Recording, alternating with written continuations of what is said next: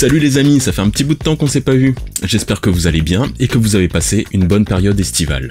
Un ami m'a demandé de lui réaliser une installation domotique. C'est parti pour de la domotique et bien sûr du fait maison. Pour cette installation, 2 protocoles seront utilisés. Du Zigbee, du Wi-Fi et peut-être même un mélange des deux pour la réalisation de tâches un peu plus complexes. Vous devez vous en douter, cette installation ne se fera pas en un jour. Voici donc le premier épisode d'une série de vidéos explicatives et démonstratives. Pour plus de détails, consultez la description et visitez mon site. Épisode 1. La gestion du chauffage électrique.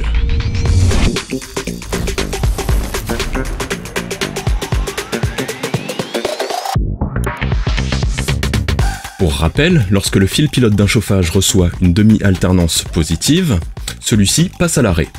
Pour réduire au maximum les coûts, j'ai donc conçu un petit module Zigbee avec une diode intégrée sur lequel je pourrais brancher une sonde de température, un capteur d'ouverture et un bouton pour mettre le chauffage en marche forcée. Allez boum, du 3 en 1. Comme c'est une installation toute neuve, j'ai également mis une antenne déportée pour que le signal soit amplifié et ainsi que l'intégration se fasse parfaitement. Pour ce qui est du logiciel domotique, je ne me suis pas encore décidé. Home Assistant, JDOM, mon cœur balance. Dans l'attente de ma décision, je vais vous montrer comment programmer, flasher et intégrer le module à JDOM et Home Assistant.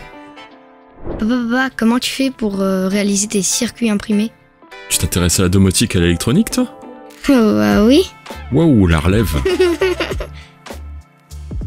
Pour réaliser mes circuits imprimés, mon fils, je vais sur le site EasyEDA et je réalise ainsi mon schéma.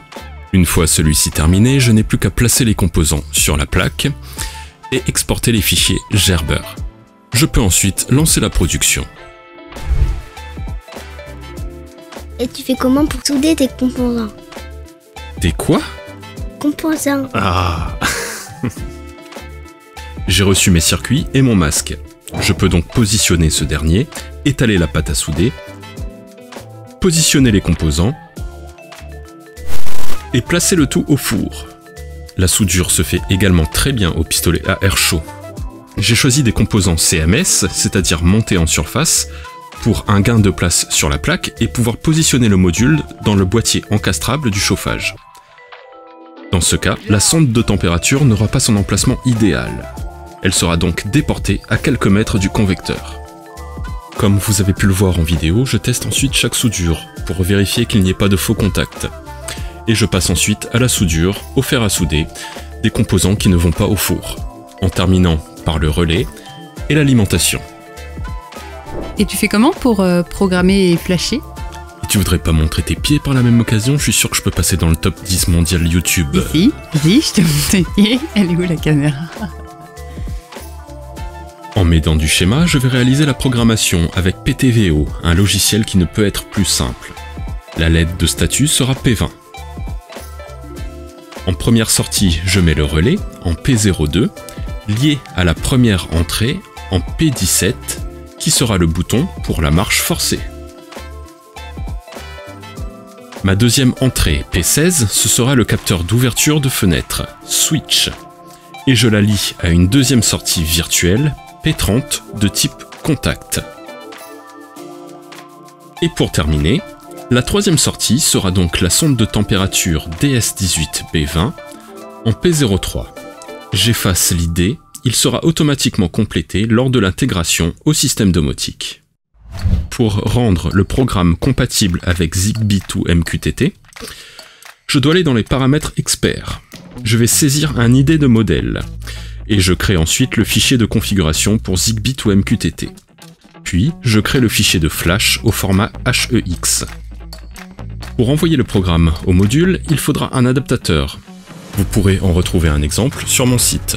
J'emmanche des câbles Dupont dans les fiches de programmation sur le module, et je peux envoyer le programme avec Flash Programmer de Texas Instruments. C'est OK pour la programmation. Je branche la sonde, le bouton de la marche forcée, et pour mes tests, je vais utiliser un autre bouton à verrouillage en guise de capteur d'ouverture.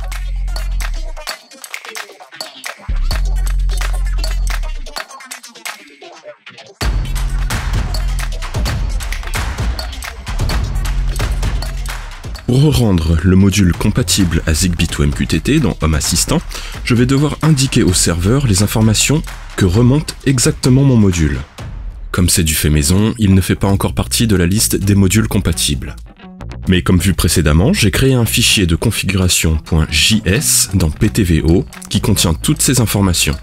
Je vais donc le copier dans le répertoire Zigbee to MQTT grâce à un explorateur de fichiers. Je dois ensuite inclure ce fichier dans la configuration Zigbee to MQTT, comme ceci. Je redémarre le module complémentaire Zigbee et je peux commencer l'inclusion.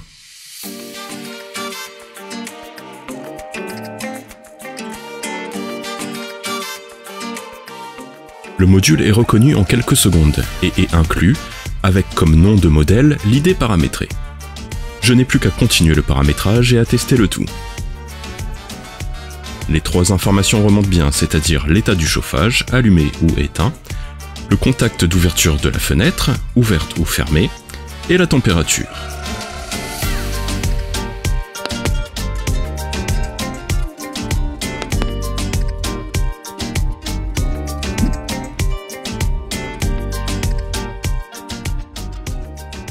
Et après l'ajout des entités dans Home Assistant, voici ce que le visuel peut donner.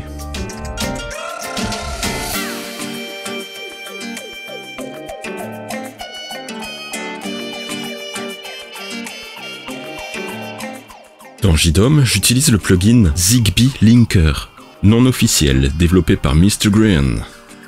Très bon plugin, avec des détails bien pensés. Pour l'intégration, le principe sera plus ou moins le même que sur Home Assistant. Je vais sur la pop-up de configuration du plugin et tout en bas, j'ajoute une définition qui portera le même nom que l'idée du module paramétré dans PTVO. J'y fais un copier-coller du fichier de configuration.js généré par PTVO. Je l'active pour que la définition passe au vert et je redémarre Zigbee to MQTT. Et après, je peux réaliser l'inclusion. Le module étant fait maison, l'intégration dans JDOM est incomplète. Je dois donc ajouter les informations qui m'intéressent manuellement. Je peux trouver ces informations grâce au logiciel MQTT Explorer. J'ajoute donc le contacteur d'ouverture et la température remontée.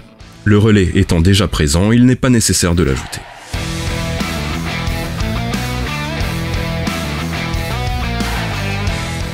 Et voilà donc, sur JDOM, après avoir associé ce module au plugin chauffage, un visuel possible.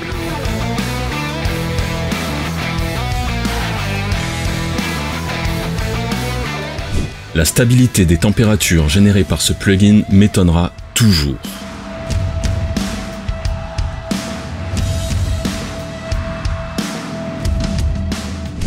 Dans cet exemple, j'ai ajouté une sonde de température et un capteur d'ouverture au module, mais on peut imaginer toute autre sorte de combinaison possible. Pourquoi pas par exemple un capteur de mouvement? Si ce module vous intéresse, j'en ai quelques-uns disponibles sur mon site, que je vous invite bien sûr à visiter.